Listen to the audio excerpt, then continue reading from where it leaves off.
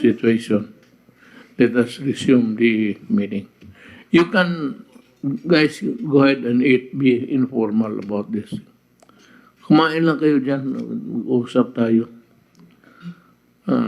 After this discussion among government employees like us, we would like to ask the medical people if there is anything that they oppose, anything that they think it's not good, or modality is not regular, kindly voice out your opinion. We would be happy. As a matter of fact, that's the reason why we invited you, because we are not medical people. Kayo na imbita kasi madagdagan yung knowledge namin.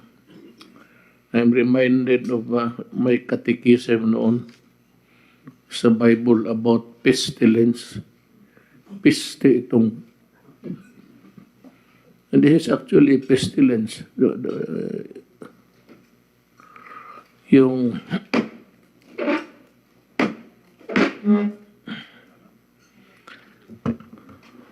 so, ganito yan.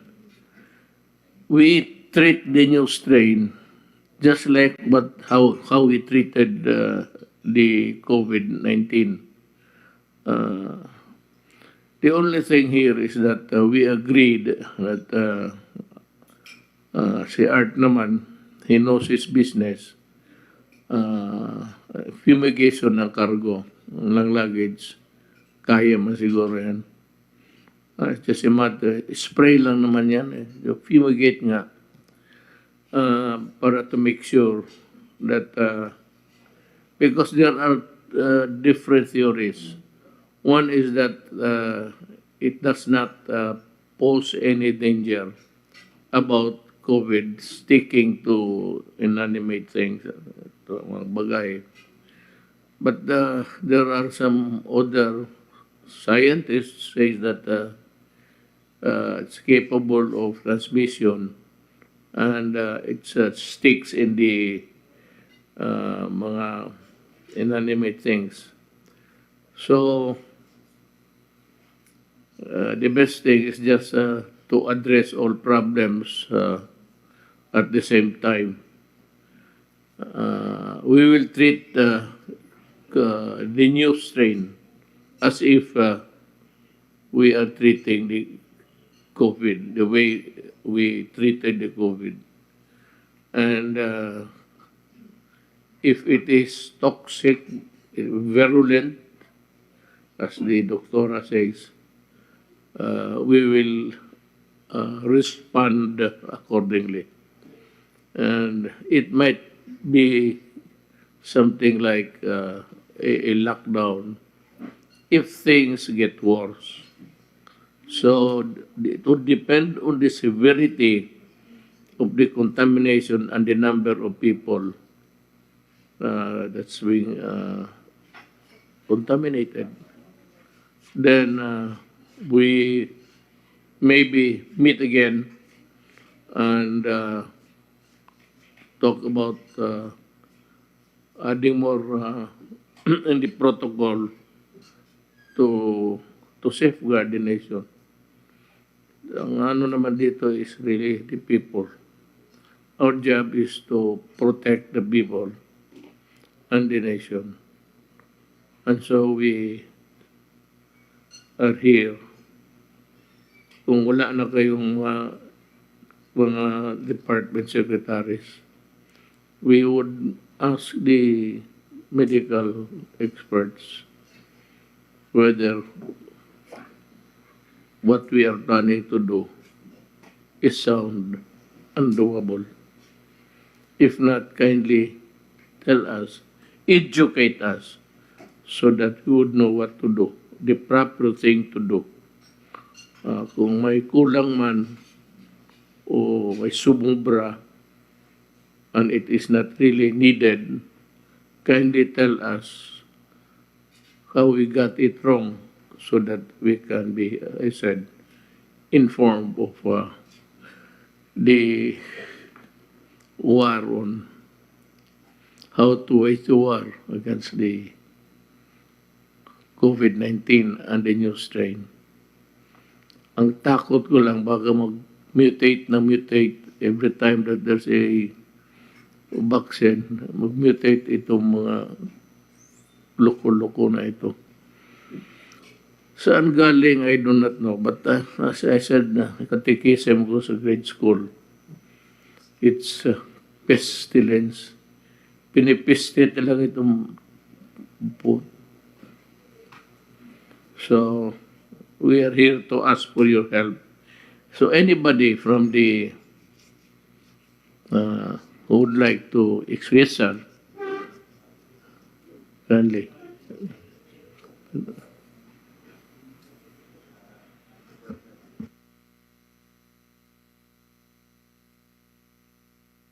Mr. President, he is Dr. Camilo Rolla.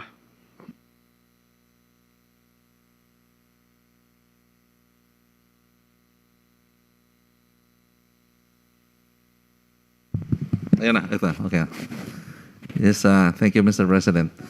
I'm a clinician. I'm a pulmonologist. So my sense is that going back to the circumstance of the discovery of the strain, that it was in UK, and UK was experiencing a spike. It so happened that UK has this extensive surveillance as well. I mean, 10% or more of the cases nakita nila. What about in other countries where there are spikes and there is little surveillance? I understand sa US, 1% lang. Malalaman na merong mutant virus na either increasing in infectiousness or hopefully not increasing in severity ang disease niya, late na. So what I'm driving at, maybe the measures talked about earlier will not just be based on the reports of the strain identified, but also in the statistics of different countries where there is, by statistics, we have very good epidemiologists here, highly suspicious spike in either number of cases or deaths, and take the proactive measures until ma-prove yun, baka behavior lang, o baka poor nutrition, na hindi yon dahil sa mutant. Kasi mutation will really occur whenever the virus is populating different cells and reproducing. That's natural. So in those cases, suspect, we do something about it para hindi huli na nakapunta na sa atin. In the same way, Mr. President, kung meron tayong barangay or city na biglang ganun, and that we have been doing actually, granular kaagad yung measures para ma-discover kung baka dahil lang sa behavior nga, o baka may nakalusot from UK or somewhere that we found a bit late. Thank you. Salamat, Doktor. That is why there has to be a nakatutok lang dito. Nothing about entering or nakatutok lang ito sa mga countries, lahat, tinamaan ngayon eh. Magtutok tayo dito sa countries where we think that there is a spike. And especially dito sa atin. And we would know that. So, ang ano talaga dito is surveillance. The only way that we can be prepared, not avoid, we cannot avoid it, but be prepared to confront the new virus if we know in advance how it will progress in coming into our country.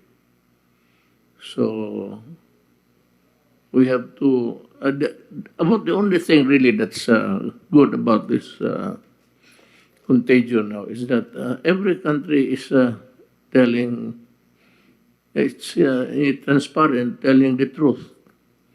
And even China admitted that the COVID-19 started from there.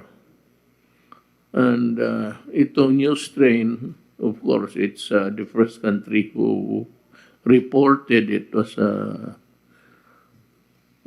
Britain. So, pag-aralan natin siya. So, may nakatutok talaga dyan. But I would suggest that we create a panel or whose job would be only to observe the different progression and the identification of the new strain. Apparently, there is because Spain, ayan, first case nila. Saudi Arabia, mayroon sila, sinira na nila. All inbound are suspended. Tayo dito, we will meet again about today is 26. We will meet again on the 28 something. Sandali lang. We'll just, just try to figure out how we are doing and if our preparation is necessary. Because in between, by and large, hindi naman natin malaman kung bukas meron o wala. So, we should meet on the, if you have the time, I would ask you to, kung kaya lang ninyo, 28 then after Christmas, about January 3. We will inform you. This is just a timeline, but exactly when pwede namang it could be moved or transferred to another date. Gusto kong malaman yung mga what's in the mind of